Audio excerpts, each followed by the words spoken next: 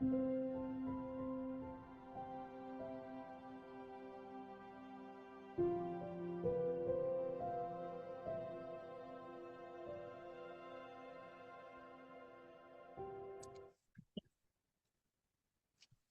everybody. Welcome back to the Hazel and Mia Podcast. We're so happy you're able to join us, and I'm happy to see you again, Hazel. How are you doing? I'm really good, thank you. How's yourself? I'm doing well. I love your hair. Good. Well, I thought I'd go for something different today. And look, guys, you can see the grey. It's called the Silver Streaks. Embrace it. Exactly. I think now is the best time to have a little bit of silver in your life. Okay, silver Definitely. and gold. Definitely. You know, the thing is that we are having summer storms here, and literally the weather has just been awful. Either it's really hot or we're having thunderstorms and we can't go outside. And I know that this is a terrible time to be having such bad weather conditions because all of the children are out from school and starting their summer break. And so parents are just about at their wits' end, throwing their hands up, not knowing what to do.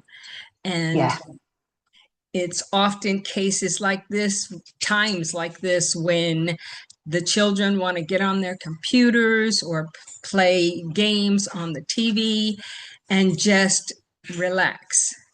And that leads us to the topic that we're talking about today.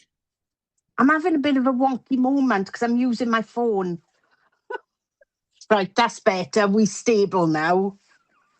Okay, let's not get too stable, though, because the topic that we're talking about is very serious, because literally we are trying to allow our children to have a summer break,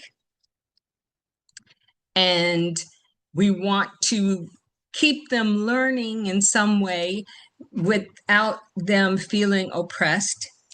And we often find that there are computer games, or the children like to spend a lot of time on the game systems, speaking to who knows who.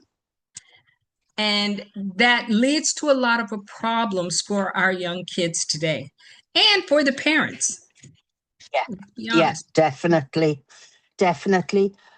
Do you know what, guys? There is many parent controls you can put on consoles that will come through to your phone, which will tell you if your child have added another person, who they've been talking to, what the conversations are about. I don't want to scare parents, but remember, anybody can say they're a different age to what they actually are. And that's the scary thing. That's absolutely true. But nowadays, they are getting so much more sophisticated with the tools that they use. And AI does help with that problem. Fortunately, I know that governments around the world are working on AI governance, and hopefully they'll be able to address some of these issues. But as parents, we have to be the front line for our children. The other thing, guys, Snapchat. You can't monitor Snapchat. The thing with Snapchat is you get a message, it disappears. You can't pull it back. I would seriously consider taking Snapchat off the devices and app, because you could go back and reinstate messages. I agree with that, especially if your child is under 16 years of age. Yes. There aren't any purposes for Snapchat for a child who is between 10 and 16 years old. And something that parents can do is talk regularly with your children. Keep the lines of communication open. When your children are going through puberty or becoming teenagers, that's the most difficult time for them to understand what's going Yeah. on with them. Yeah. And if they don't have the feeling that they can talk to their parents about anything that they're going through, then you've lost half the battle. The other thing that's scary, and I think this is especially for girl mums, girls, they look so much older now than their age. Like, you take it, most 16-year-old girls can pass easily for 18 and go into a pub and go into a movie. It's hard. Being a parent is hard these days. It wasn't this hard when mine was small because there was no such thing as devices. That's true. And, literally, I think back to when I was growing up. Yeah, I did this sneaking into clubs Yeah. At a young age, 17, 18 years old. When I got my own car, yes, okay, I could look older. I still had trouble getting drinks and things like that, but my purpose for going to clubs was to dance. I love to dance. Yeah. Yeah. And the fun thing about that is that children don't have to go to clubs to dance. No. No. It was No. just as much fun if you went to a school dance. Usually all of your friends are there. Parents are chaperoning, Yeah. and they have a small group of children to keep an eye on if you have plenty of chaperones. Yeah. And that also was a little bit fun for the parents and for the teachers to get a chance to see how your children were interacting socially. Yeah. The other good thing you could do as parents, and we've done this, have a load of you, get a tent. You can get them for next to nothing. Say to a farmer, we're a group of parents, we want to camp out for the night, can we use your field? You would have so much fun taking music with you, dancing, singing. There's other ways to get that dancing feeling out of you. The scary thing is about going into clubs and pubs these days. We have a high rate of it over here. I don't know what the rate is with you, Maria, of date rape drugs, which are being slipped into drinks. These are so dangerous because as a kid, you wouldn't know what it is. As an adult, you struggle to know what's happened because you lose consciousness. You don't know what's going on within your body. There's a thing, it's called 360. It's an app and it's free. You can use this app for tracing where your child is, for knowing the movements of your child, and for keeping an eye on where they are, what they're doing, because it pinpoints where they are for you. I'm sorry.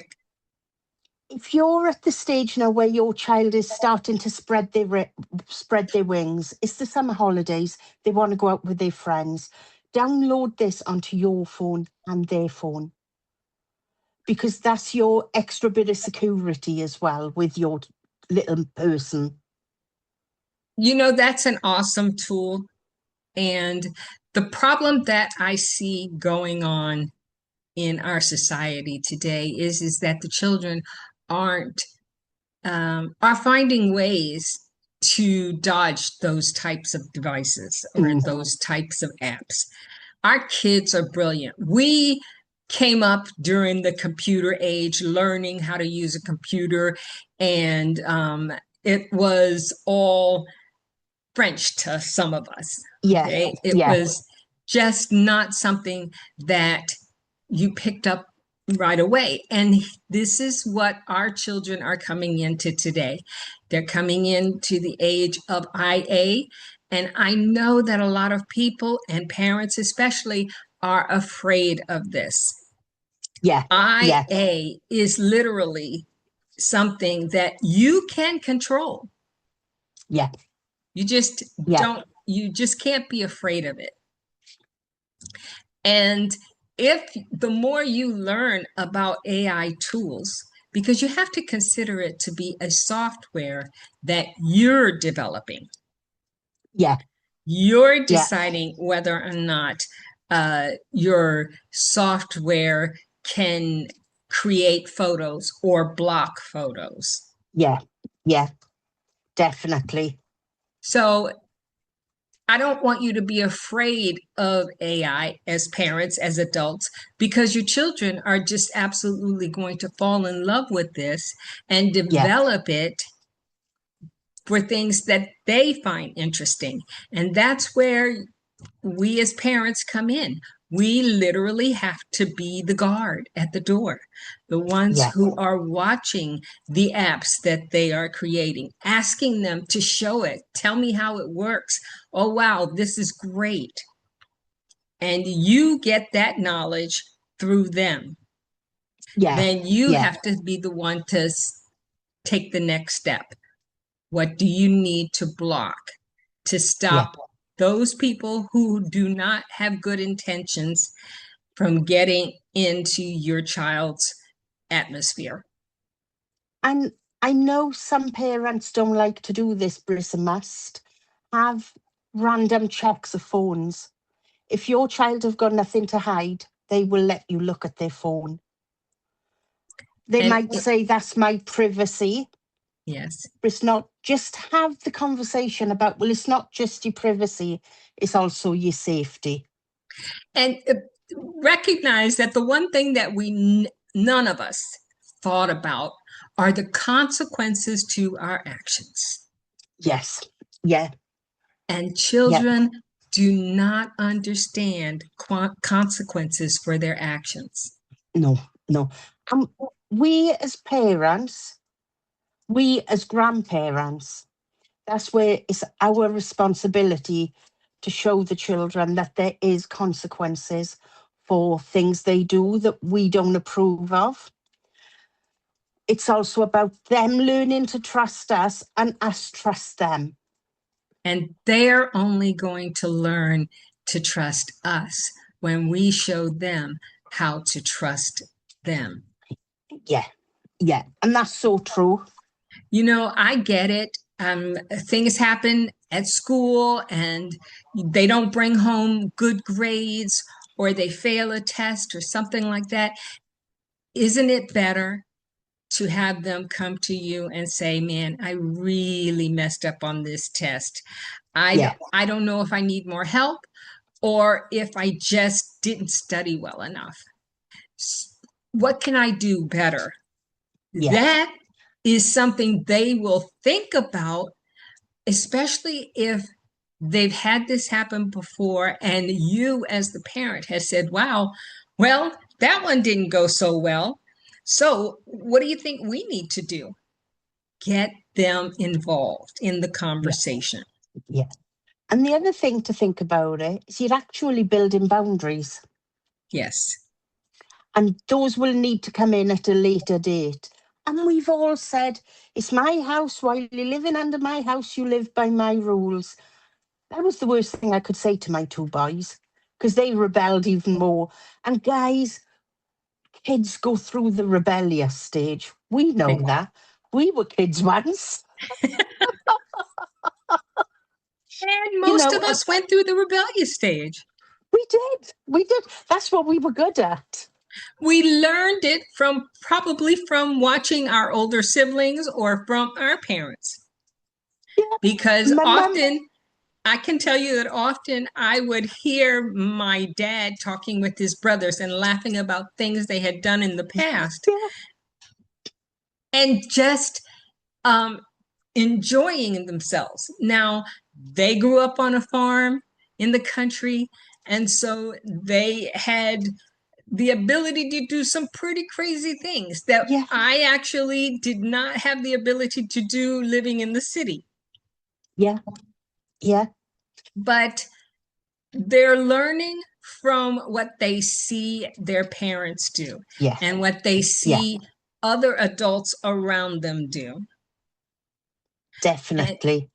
And I will tell you that you will want to be the parent that your children come to and bring their friends to get some idea of how to speak to their parents about difficult subjects that they're dealing with. The one thing I will say is you must remember you're a parent. You're not your child's friend. Because when you cross that very thin line of being a parent and friend with your child, that's when issues start to happen. So make sure that you keep that parent boundary, not child bound, not a friendship boundary, so to speak. Absolutely. And you want to start them very early on, understanding that their personal information is important for them to keep safe. Lock it away inside. They should not be giving a stranger their name or address or school name or phone number, and definitely not their passwords and their location. And their photos are sacred. Those are memories that can be manipulated now very easily. So you want to start them at a young age, teaching them that their personal information will come in handy when they are adults. So it's important that they keep that information safe. And the other thing to remember is if they download TikTok, those rules are now 14 to be on the app. I know that's going to change again within the few months because the government have issued a statement today. And you have to be 18 to go live. Guys, as a streamer on TikTok, keep your kids off. The things I see on TikTok are horrifying for me. Yes. And I'm a streamer on there. Keep your kids off TikTok, please. That is the worst platform. We have to understand that these platforms are all about competition. Yes. And by allowing our children unwielded access to these things, we are teaching them how to be envious, be jealous. And that will lead to lying, being fake. And it's difficult for a child to not be fake online or be fake online and not be fake in real life. Yeah, because don't forget, on TikTok, they got filters. Yes. These filters can make you look older. These filters can change your voice. These filters shouldn't be on there, point blank. I don't go on with filters. I am me. And that's what I'm trying to put out there to everybody. And that's a good lesson to be teaching your children, to be real, because the world is full of fake people. We have enough of them. Yeah. And with social media, especially with girls again, you've got these models which are there with these push and plunge bras on. So their boobs are like over bulging. They got a size 6 waist because they've used Photoshop to make themselves look like this. This isn't real. They look like perfectionists, not a flaw on the skin. They all this and all that. That's not the impression we want kids to see. That's absolutely true. And establishing family rules is going to be extremely helpful to you. Set some screen time. You don't want your child in front of the laptop or the television, in front of the gaming system, more than an hour a day. Yeah. We bought a Tony box. Now, have you got them over with you, Maria? No, I've never heard of it before. They are fabulous. It's like a little box, and especially for the younger children, you put cartoon characters on top of them, and they sing and they tell stories. They do older ones as well for older kids. Okay. So they are brilliant. We use that now instead of screen time. That actually sounds really cute. Send me a link for that. Maybe we'll put the link in the description below. So to give parents other ideas of things that they can do with their children besides allowing them to have screen time. There's also sports. Boys love sports. Girls love swimming, and there's so many other things you can get your children involved in. Temu and Shein, I bought, here they are, a load of stickers, loads of them. Okay. And I bought sheets and sheets of them. We've had so much fun this week just sticking stickers to a piece of paper and making pictures out of the stickers. So now, how old is your grandson? He's 2.5. He's 2.5. That's something I led, but he followed. So like for children up to the age of 8, 9, this is ideal. Cheap. I loved that you brought that up with your grandson being 2.5 years old, how you're getting him started in creating stories of his own. Yeah. And using his imagination. Those are things you want to build up.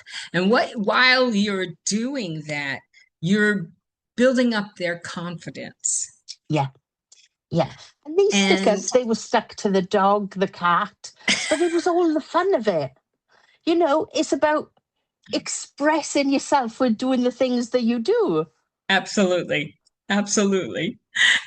And if you feel that your child is old enough to handle a cell phone, and it's been recommended that you wait until the child is at least 12 years old. Now, I know that some parents have had to get a cell phone for their child at a younger age because they may be working full-time, both parents. Yeah. And they always want the child to feel that they're connected to them. And I'm not saying that there's anything wrong with that. Oh my, yes, we are getting a storm up. And so, but you have to prepare your child for the things, for the responsibilities of a cell phone. Even if you start your child at 5 years old with a cell phone, teaching them who they can call and who, if they don't recognize the number, not to answer the phone. Yeah. Always store your name as something easy for them to remember, like mommy or daddy. And always, this is something I use for myself. I got a number in my phone under ICE. Most of the government officials, like police, ambulance, fire brigade, parents, ICE, in case of emergencies. Yeah. So you can have the name ICE with an emergency contact under that number, because all authorities know to look for that as well. That is good, but here's what I will also mention is that because we know that there are too many people out there who don't have the best interest of your children. Yeah. And they are always finding ways to get in touch with children through emergency numbers. People that, it's a shame, but you can't teach your children to trust everyone. No. There are people that you must or should be able to teach them to trust, that they can call when they know they have an emergency. And don't be afraid to teach your 5-year-old a special word to let them know that only then is it okay to go with a stranger. You could carry this from a young age. To pick up from nurseries, you have to use a keyword. Yes. They don't just hand the children over. The same as nurseries in schools do the same. So you could make it a game. You could have a keyword for I'm scared. You could have a keyword for I'm worried. So make it into a game that you use at home first, because I can guarantee you those keywords will carry throughout life. And even when they're adults, if they're in a situation and they need help, those keywords would still be used. And parents, the thing that you need to be watching for is the warning signs. Your children will show you the warning signs. They'll become secretive. Their mood will change, and they won't tell you everything that they've been doing. And it's up to you as the parent to pay attention to those signs. If there's when they suddenly start to hide their screen from you, or something different is happening, like they're bringing home gifts from people that you don't know. They're having those emotional changes when they're using the devices. They stop talking to someone when you walk into the room. All of those things are warning signs for you to investigate. It's best that you ask them about it, but if you don't get a sufficient answer, then that's the time you get to put on your investigative hat. You could just start a thing as a family. Don't ask me why, you've just come to me. Have a little bag, and you could start it as a family trend. Every night at 10 o'clock, say, all phones are turned off and put in that bag till the morning. You can even put a little padlock on the bag. Because I can tell you right now, there is nobody who should be calling my child after 9 o'clock in the evening if my child was anywhere from 5 to 16. And so when my children got cell phones and they had all of their friends in the cell phone, they literally had my number as well. All of their friends had my number as well. If they knew my children, then they knew me. And that is what you are going to have to do as parents, because you accepted the responsibility of becoming parents. Safety is the first thing we need to teach them on anything that connects to the internet. Absolutely. If you think about it, in schools, they've got locks on their computers. They're only allowed to search for educational things. They're not allowed to speak to anybody on the computers as such. They don't have AIs on the computers. Correct. The only time they will use AI in any education facility is when there's a teacher by the side of them. And remember these 3 simple safety rules.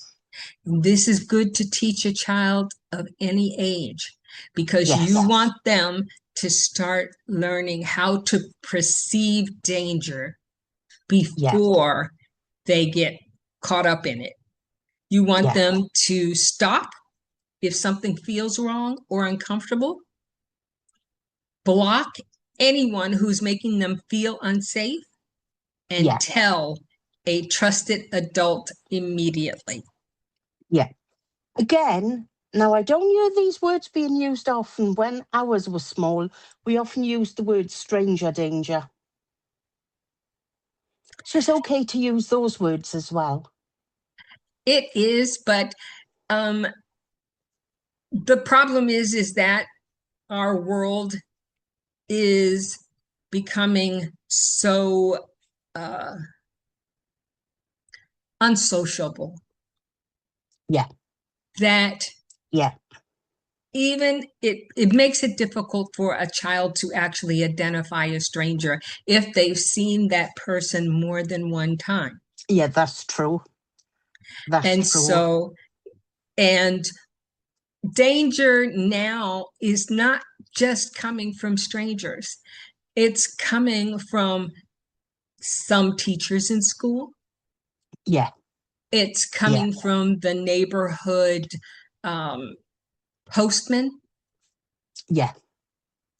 So it's really important for you to teach your children about their feelings when they're feeling uncomfortable with the situation. It's about to trust. talk about it.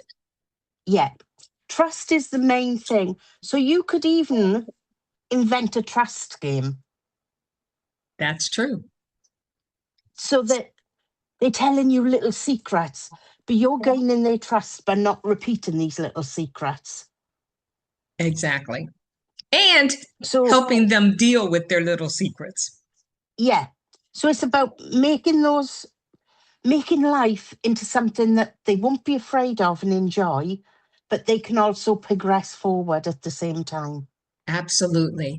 And technology is one area that you really want to work with your children in this area because it's a valuable part of the modern childhood, but digital safety requires that ongoing conversation and education.